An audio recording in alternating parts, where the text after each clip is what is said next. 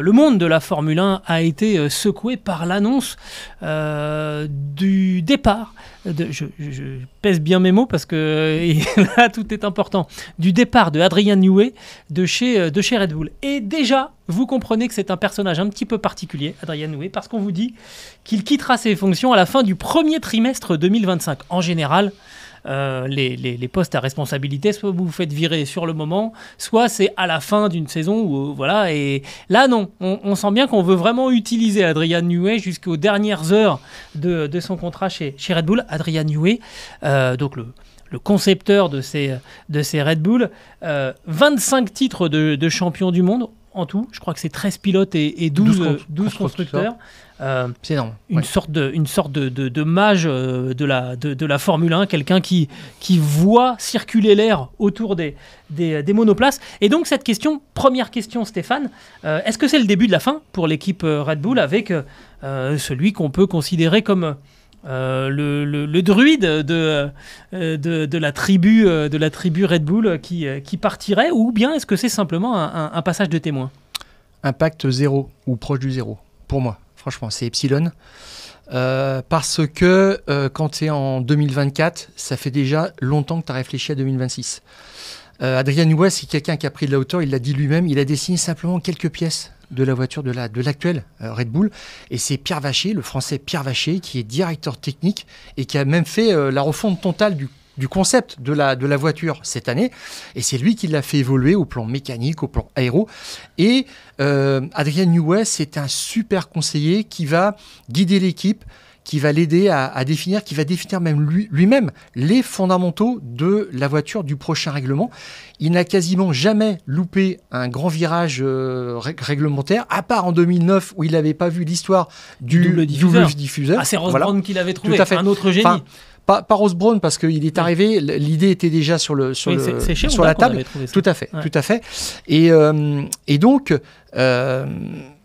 moi, je pense que ça va être sans effet parce que on en a déjà discuté. Newey, il a déjà tracé les grandes lignes de la voiture, même si cette année, c'est interdit de commencer à travailler sur la voiture de 2026. Voilà, ça sera simplement que en 2025, mais à n'en pas douter, il a déjà dit ce qu'il fallait faire sur cette voiture de 2026. Donc le cadre est posé. C'est ce qui se passait chez Ferrari au temps des belles années, Ross Brown et son compère, le chef designer Rory Byrne. En fait, Ross Brown donnait les fondamentaux, quelle doit être la philosophie aéro-mécanique de la voiture, quelle longueur d'empattement, comment est-ce qu'on fait travailler les pneus, etc., etc. Et à partir de ces données de base, de ce cahier des charges, le chef designer dessinait la voiture dans un cadre déterminé. Eh bien, c'est ce qui se passe aussi chez Red Bull, et je pense que ce cadre, il est déjà défini pour 2026, et on sait à peu près ce que sera cette voiture de 2026. Alors, j'avoue que avant de préparer le sujet, j'étais plutôt de ton avis, en me disant que tout ça a été déjà anticipé chez Red Bull. Chez les proches de Adrian Newey, vraiment dans sa cellule familiale, on dit que ça fait 1 an que Adrian Newey sait qu'il veut faire une pause, arrêter, prendre du temps pour lui, parce que il a un certain âge maintenant, Adrian Newey. Il a envie de profiter un petit peu d'un temps qui pourrait se libérer. Et pour autant, j'ai des messages qui reviennent chez Red Bull, dans l'exploitation. On est quand même un petit peu inquiet. Parce que, oui, il y a ce rôle que tu dis, c'est-à-dire il donne finalement le là, et ensuite il y a des ingénieurs très très intelligents, et Pierre Vacher en fait partie, qui vont développer le concept d'Adrian Newey. Comment ça va se passer après ?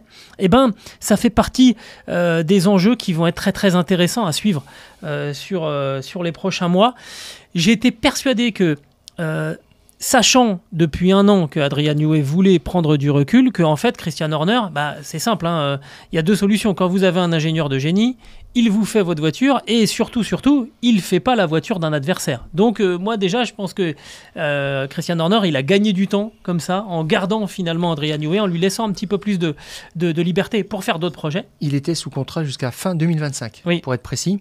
Donc ils ont raboté son contrat de 9 mois, à peu près, si c'est dans le premier trimestre.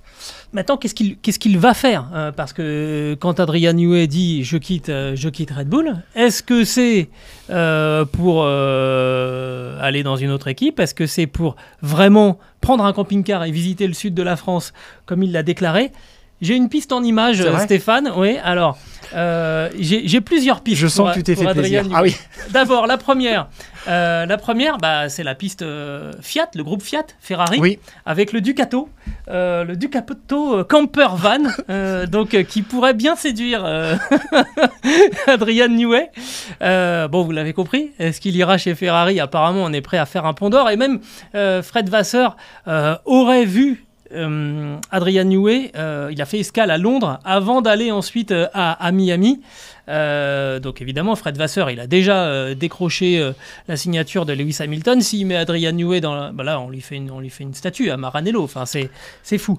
Mais attention, parce que Toto Wolff, qui est sur le coup aussi.